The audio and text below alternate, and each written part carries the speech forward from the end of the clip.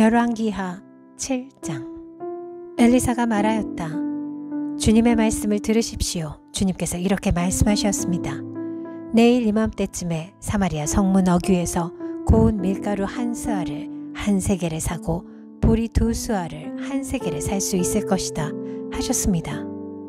그러자 왕을 부축하고 있던 시종무관이 하나님의 사람에게 대답하였다. 비록 주님께서 하늘에 있는 창고문을 여신다고 할지라도 어찌 그런 일이 일어날 수 있겠습니까? 엘리사가 말하였다. 당신은 분명히 그런 일이 생기는 것을 눈으로 직접 볼 것이요. 그렇지만 당신이 그것을 먹지는 못할 것이요. 그 무렵에 나병 환자 4사람이 성문 어귀에 있었는데 그들이 서로 말을 주고받았다. 우리가 어찌하여 여기에 앉아서 죽기만을 기다리겠는가? 성 안으로 들어가 봐도 성 안에는 기근이 심하니 먹지 못하여 죽을 것이 뻔하고 그렇다고 여기에 그대로 앉아있어 봐도 죽을 것이 뻔하다. 그러니 차라리 시리아 사람의 진으로 들어가서 항복하자. 그래서 그들이 우리를 살려주면 사는 것이고 우리를 죽이면 죽는 것이다. 그리하여 그들은 황혼 무렵에 일어나서 시리아 진으로 들어갔는데 시리아 진의 끝까지 가보았지만 어찌된 일인지 그곳에는 한 사람도 보이지 않았다. 주님께서 시리아 진의 군인들에게 병거 소리와 군마 소리와 큰 군대가 쳐들어오는 소리를 듣게 하셨기 때문에 시리아 군인들은 이스라엘 왕이 그들과 싸우려고 헷 족속의 왕들과 이집트의 왕들을 고용하여 자기들에게 쳐들어온 것이라고 생각하고는 황혼역에 일어나서 장막과 군마와 나귀들을 모두 진에 그대로 남겨놓은 채 목숨을 건지려고 도망하였던 것이다. 이들 나병 환자들이 적진의 끝까지 갔다가 한 장막 안으로 들어가서 먹고 마신 뒤에 은과 금과 옷을 가지고 나와서 숨겨두고는 또 다른 장막으로 들어가서 거기에서도 물건을 가지고 나와 그것도 역시 숨겨두었다. 그런 다음에 그들은 서로 말하였다. 우리들이 이렇게 하는 것은 올바른 일이 아니다. 오늘은 좋은 소식을 전하는 날이다. 이것을 전하지 않고 내일 아침 해 뜰 때까지 기다린다면 벌이 오히려 우리에게 내릴 것이다. 그러니 이제 왕궁으로 가서 이것을 알리도록 하자. 그리하여 그들은 성으로 돌아와 문지기들을 불러서 알려주었다. 우리들은 지금 시리아진에서 오는 길인데 그곳엔 사람은커녕 인기척도 없으며 다만 말과 나귀만 묶여있을 뿐 장막도 버려진 채 그대로 있습니다. 이 말을 들은 성 문지기들은 기뻐 소리치며 왕궁에 이 사실을 보고하였다. 왕은 밤중에 일어나서 신하들과 의논하였다. 시리아 사람들이 우리에게 이렇게 한 것이 무슨 뜻이겠소? 내 생각에는 그들이 분명 우리가 못 먹어 허덕이는 줄 알고 진영을 비우고 들에 숨어 있다가 우리가 성 밖으로 나오면 우리를 생포하고 이 성 안으로 쳐들어오려고 생각한 것 같소. 그러자 신하 가운데 하나가 의견을 내놓았다. 이 성 안에 아직 남아있는 5필의 말은 이 성 안에 남아있는 이스라엘 모든 사람의 운명과 마찬가지로 어차피 굶어 죽어야 말 것이니 이 말에 사람을 태워보내어서 정찰이나 한번 해보시는 것이 어떻겠습니까? 그래서 그들이 말 2필이 끄는 병거를 끌어내니 왕은 그들을 시리아군의 뒤를 쫓아가도록 내보내면서 가서 알아보라고 하였다. 그들이 시리아 군대를 뒤따라 요단 강까지 가보았지만 길에는 시리아 사람들이 급히 도망치느라 던져버린 의복과 군장비만 가득하였다. 군인들은 돌아와서 이 사실을 왕에게 보고하였다. 그러자 백성들은 밖으로 나가서 시리아 진영을 약탈하였다. 그리하여 주님의 말씀대로 고운 밀가루 한 수아를 한 세겔에 보리 2수아를 한 세겔에 거래할 수 있게 되었다. 그래서 왕은 자신을 부축한 그 시종무관을 성문 관리로 임명하였다. 그러나 백성이 성문에서 그를 밟아 죽였는데 왕이 그의 부축을 받으며 하나님의 사람을 죽이려고 왔을 때에 하나님의 사람이 예언한 그대로 그가 죽은 것이다. 그때 하나님의 사람이 왕에게 말하였다. 내가 내일 이맘때쯤이면 사마리아 성 어귀에서는 보리 2수아를 한 세겔에 고운 밀가루 한 스아를 한 세겔에 거래할 것이라고 말하였을 때 그 시종무관은 하나님의 사람에게 비록 주님께서 하늘에 있는 창고문을 여신다고 할지라도 어찌 이런 일이 일어날 수 있겠는가 하고 큰 소리를 쳤습니다. 그래서 내가 말하기를 당신은 분명히 그런 일이 생기는 것을 눈으로 직접 볼 것이요. 그렇지만 당신이 그것을 먹지는 못할 것이요. 하고 말하였습니다. 그래서 그에게 이런 일이 일어나게 된 것이며 그가 성문 어귀에서 백성에게 짓밟혀 죽은 것입니다. 열왕기하 8장. 엘리사가 이전에 한 여인의 죽은 아들을 살려준 일이 있었는데 그 아이의 어머니에게 이렇게 말했었다. 부인은 가족을 데리고 이곳을 떠나서 가족이 몸부쳐 살만한 곳으로 가서 지내시오. 주님께서 기근을 명하셨기 때문에 이 땅에 7해 동안 기근이 들 것이오. 그 여인은 하나님의 사람이 한 그 말을 따라서 온 가족과 함께 7해 동안 블레셋 땅에 가서 몸부쳐 살았다. 7해가 다 지나자 그 여인은 블레셋 땅에서 돌아와서 자기의 옛 집과 밭을 돌려달라고 호소하려고 왕에게로 갔다. 마침 그때 왕은 하나님의 사람의 시종인 게하시와 이야기를 나누고 있었다. 왕이 게하시에게 엘리사가 한 큰 일들을 말해달라고 하였다. 그래서 게하시는 왕에게 엘리사가 죽은 사람을 살려준 일을 설명하고 있었다. 바로 그때 엘리사가 아들을 살려준 그 여인이 왕에게 와서 자기의 집과 밭을 돌려달라고 호소한 것이다. 게하시는 높으신 임금님, 이 여인이 바로 그 여인입니다. 그리고 이 아이가 엘리사가 살려준 바로 그 아들입니다. 하고 말하였다. 왕이 그 여인에게 그것이 사실인지를 묻자 그 여인은 사실대로 왕에게 말하였다. 왕은 신하 한 사람을 불러서 이 여인의 일을 맡기며 명령을 내렸다. 이 여인의 재산을 모두 돌려주고 이 여인이 땅을 떠난 그날부터 지금까지 그 밭에서 난 소출을 모두 돌려주어라. 엘리사가 다마스쿠스에 갔을 때 시리아 왕 벤하닷은 병이 들어 있었는데 어떤 사람이 왕에게 하나님의 사람이 이곳에 와 있다는 소식을 전하였다. 왕이 하사엘에게 말하였다. 예물을 가지고 가서 하나님의 사람을 만나시오. 그리고 그에게 내가 이 병에서 회복될 수 있겠는지를 주님께 물어보도록 부탁을 드려주시오. 하사엘은 다마스쿠스에서 제일 좋은 온갖 예물을 낙타 40마리에 가득 싣고 몸소 예를 갖추어 하나님의 사람을 만나러 갔다. 그리고 그의 앞에 서서 말하였다. 예언자님의 아들 같은 시리아 왕 벤하닷이 나를 예언자님에게 보냈습니다. 왕은 자신이 이 병에서 회복되겠는가를 여쭈어보라고 하였습니다. 엘리사가 그에게 말하였다. 가서 왕에게는 회복될 것이라고 말하시오. 그러나 주님께서는 그가 반드시 죽을 것이라고 내게 계시해 주셨소. 그런 다음에 하나님의 사람은 하사엘이 부끄러워 민망할 정도로 얼굴을 쳐다보다가 마침내 울음을 터뜨렸다. 그러자 하사엘이 예언자님 왜 우십니까? 하고 물었다.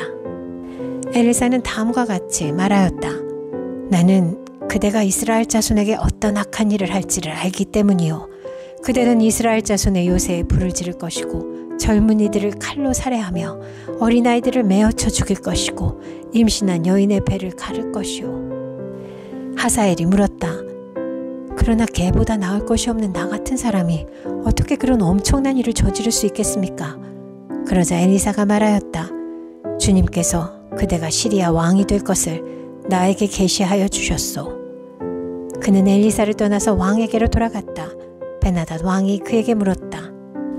엘리사가 그대에게 무엇이라 말하였소? 그가 대답하였다. 엘리사는 왕께서 틀림없이 회복될 것이라고 말하였습니다. 그 다음 날 하사엘은 담요를 물에 적셔서 벤하닷의 얼굴을 덮어 그를 죽였다. 하사엘이 벤하닷의 뒤를 이어 시리아의 왕이 되었다.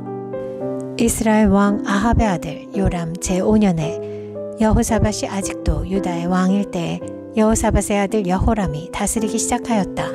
그는 32살의 왕이 되어 8해 동안 예루살렘에서 다스렸다.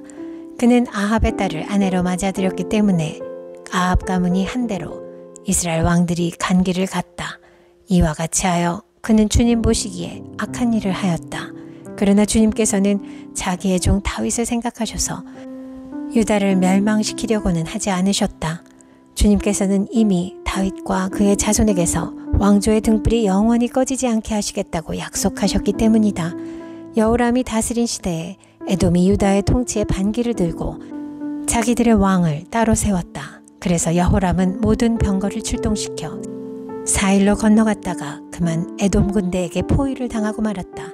그러나 여호람은 병거 대장들과 함께 밤에 에돔 군대의 포위망을 뚫고 빠져나왔다. 군인들은 모두 흩어져 각자의 집으로 갔다.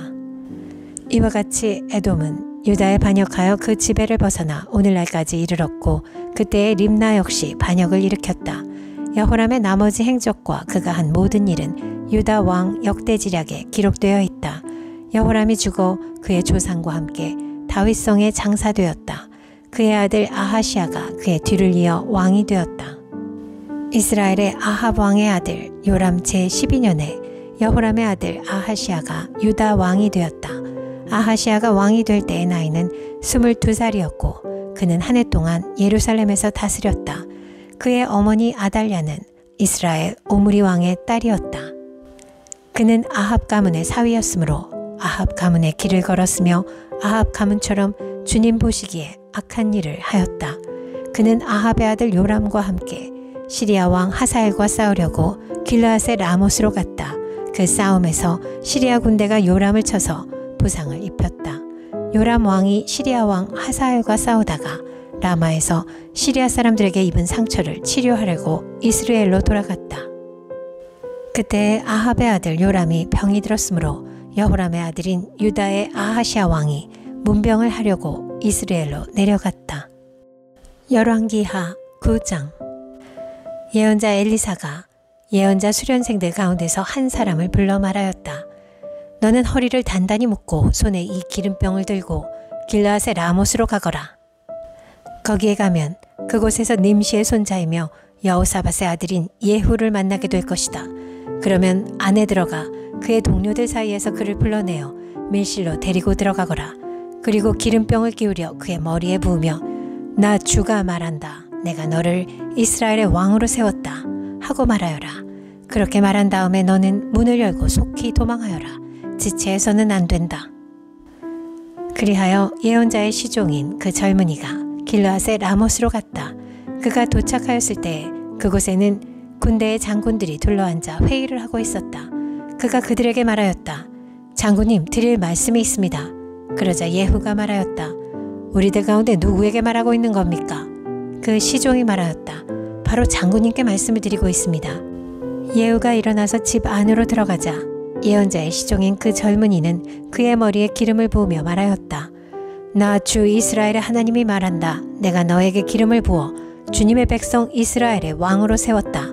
너는 내가 섬기는 상전 아합의 가문을 쳐라. 나는 내 종들인 예언자들의 피와 또 주님의 다른 종들의 모든 피를 이세벨에게 갚으려고 한다. 나는 아합의 가문을 모두 다 멸망시킬 것이다. 그렇다. 아합에게 속한 사람은 메인 사람이건 노인 사람이건 가릴 것 없이 남자는 누구나 이스라엘 안에서 끊어버릴 것이다. 나는 아합의 가문을 느밧의 아들 여로보암의 가문과 같이 만들고 아히야의 아들 바하사의 가문과 같이 만들 것이다. 그리고 개들이 이스라엘 땅 안에서 이세벨을 뜯어먹을 것이다. 그를 매장할 사람조차 없을 것이다. 그리고 난 뒤에 예언자의 시종인 그 젊은이는 문을 열고 도망하였다. 예후가 왕의 신하들이 있는 데로 나오자 한 사람이 그에게 물었다. 좋은 소식이었소? 그 미친 녀석이 장군께는 무슨 일로 왔었소?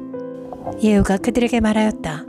장군들께서도 그 사람이 누구고 그가 쓸데없이 떠들고 간 말이 무엇인지 짐작하고 있을 것이라 믿소.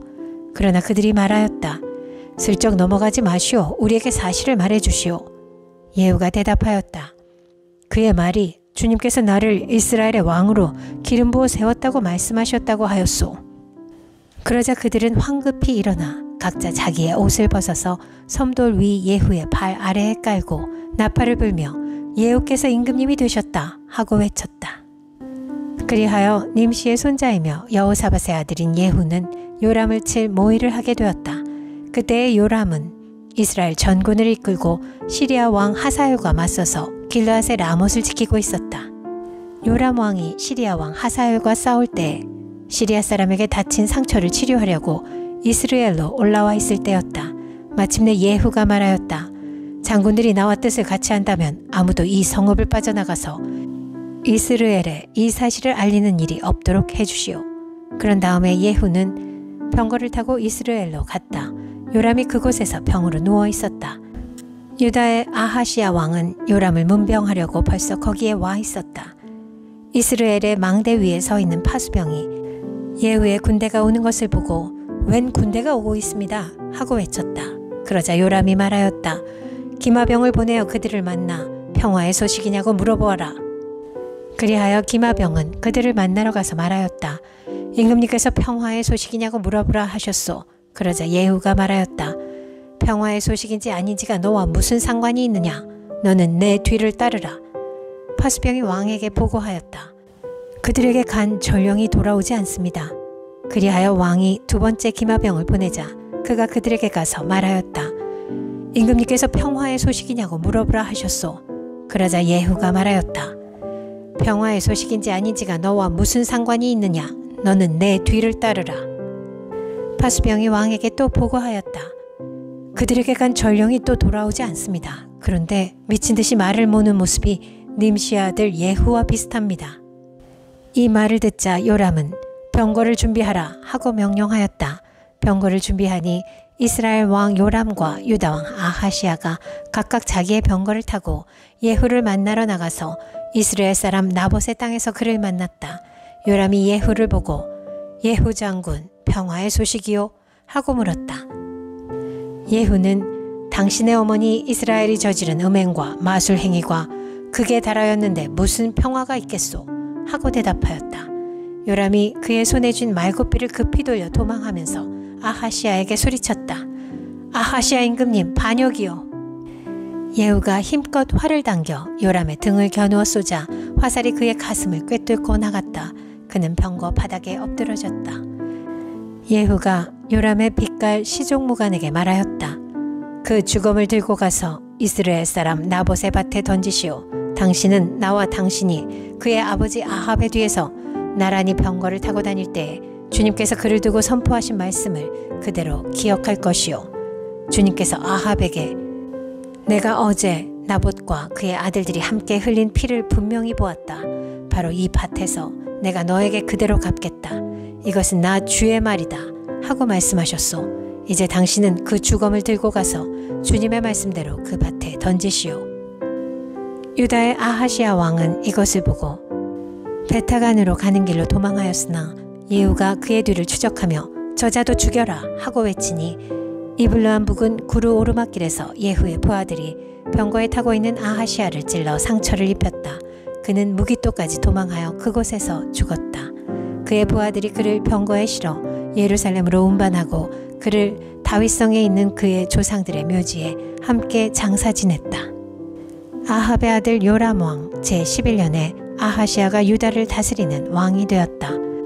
예후가 이스라엘에 이르렀을 때에 이세벨이 이 소식을 듣고 눈화장을 하고 머리를 아름답게 꾸미고는 창문으로 내려다보았다. 예후가 문 안으로 들어오자 이세벨이 소리쳤다. 제 주인을 살해한 시므리 같은 자야. 그게 평화냐?